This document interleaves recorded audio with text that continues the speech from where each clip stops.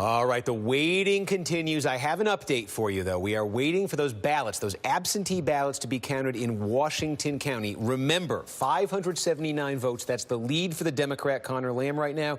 There are basically 1,200 absentee ballots in Washington County. Now, they're doing two things out there. One of them takes a while. One of them is pretty quick. One is a hand count of all of the ballots. The other one is they're going to do a scan. It's a very close race. They want to be very thorough. What we're being told is that there are 40 precincts that are left in Washington County for them to do the scan, that the hand counts are completed, that they're now doing the scan, the ballot scan in those 40 remaining precincts. When that is done, if this holds, we will then know who won those 1,200 votes, 1,195 to be exact, in Washington County, those absentee votes. And remember, it needs to be, Saccone needs a big number here. He's trying to cut into a 579 vote lead for Conor Lamb. So that's where they stood. We got that update within the last 2 minutes. Any new update I get, I am going to share with you. I promise you, whatever happens with our programming here tonight, I am staying up, and I want you staying up with me because I want us to all find out together what happens in this county. We cannot invest this much time, this much energy, and be killing ourselves with a lack of sleep for tomorrow and not at least find out how the county voted. So please stay up with me, and I promise I will stay up with you. And in the meantime,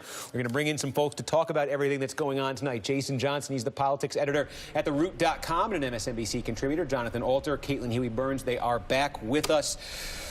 Caitlin and Jonathan, I was saying in the break, I'm almost running out of questions, but maybe I just take a minute here to appreciate the, if you're anybody watching at this hour is either an election junkie or an insomniac. Let's talk to the election junkies among us because you don't get nights like this. Whatever side you're on, this is just exciting. This is cool, right? I mean, this is the exact, this is an exhibition of every vote counts in this case. I think, we're talking about the actual results, what there will be. I think the fact that we are at this point where it is so close in a district, again, we've been talking about this all night, that Trump won by 20 points. The fact that it is 50-50 with the possibility, to your math, of Lamb pulling this out, I think you have a lot of Republicans across the country really worried, no matter what the results are tonight.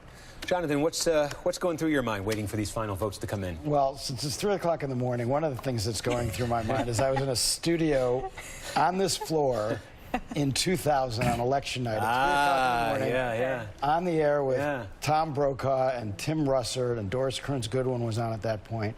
And we were talking about how, that election, the stakes were higher, it was a presidential election, but that it could all be going to court, and indeed it did in Florida. I don't think this one is going to go to court. I don't think the Republican Party nationally really wants to pursue this that much. I mean, these guys are going to run again, in November. Right. And they're in different districts. But it is fun for anybody who loves politics. And it's why politics is sometimes compared to sports, because there's just a rush you get from the fun of the chase. But I'm also struck by something that Rick Saccone said earlier in the campaign. He insulted Conor Lamb a lot. He said that his supporters hated God and hated this country. But at one point, he said of his opponent, Conor Lamb, he's still young and idealistic and thinks he can change the world, as if that was an insult, as if that was like a great attack line. And to me, it sort of summarized what's going on now, which is a backlash against that kind of cynicism, that idea that, young people shouldn't be trying to make change. And I think it's why it looks like he's going to lose tonight. Jason, help us. This is broadcasting. We're supposed to be exciting. Help us pass the time till we get these results. What are you thinking right now? Where's your mind? Well, first off, I'm thinking, as you were talking before, we've waited this long. It's sort of like you've been binge watching a certain show, and you're like, I'm at the last episode. I need to finish Dexter, right? I have to see how this ends. So we're staying up to see it. But what's getting me here, and this is very sort of idiosyncratic to Pennsylvania, all Trump kept saying, and he's been saying all along, you're going to get we're going to win so much, you're going to be tired of winning.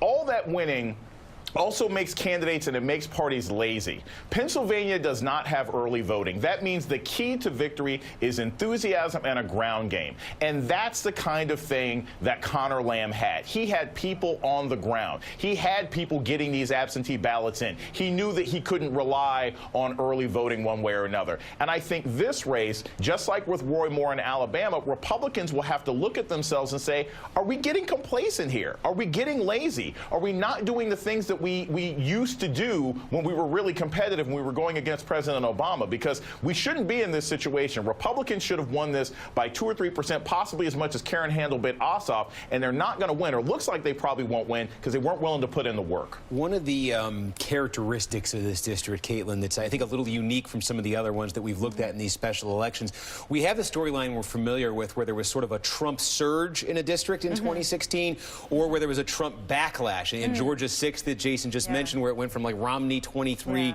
to Trump 1. So you've got these two. Does the backlash hold? Does the surge hold? We've been following those storylines.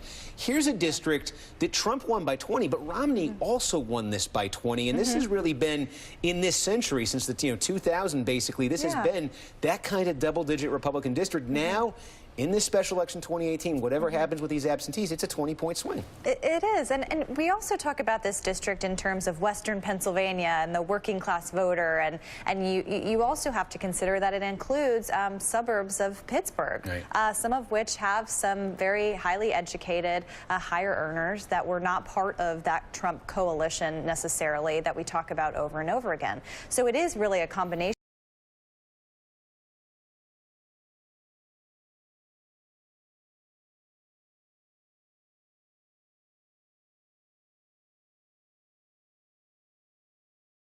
Get those voters. I mean, you mentioned this district, but it does have some history of this kind of Democrat, right? Of this kind of brand of Democrat, which I also think is important to consider when you're looking at. This is the first election since the tax cut, the first big election since the tax cut, and Lamb ran against.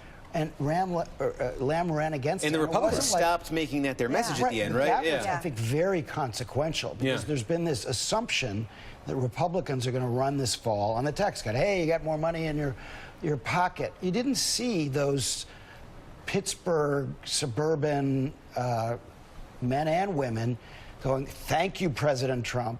Thank you, Rick Saccone, who loves President Trump, for my tax cut.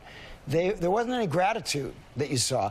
A lot of them voted Republican because they're Republicans, but that issue was not driving. Well, and that raises the question too, right? The Republicans tried, right? And they must have been seeing something about the effect it was or wasn't having. And you saw over the weekend, the president talked about the economy a little bit, talked about the tax cut a little bit, but really leaned into some of the more cultural issues and pushed the tariffs pretty hard, right? Which Lamb was able to kind of take over for himself. I'm also wondering, though, the result of this, whether we might see Republicans in Congress push some items of legislation geared at ginning up their base of support, kind of showing something for their majority in Congress, whether or not it has any chance of passing. But you see in election years that parties try to do that.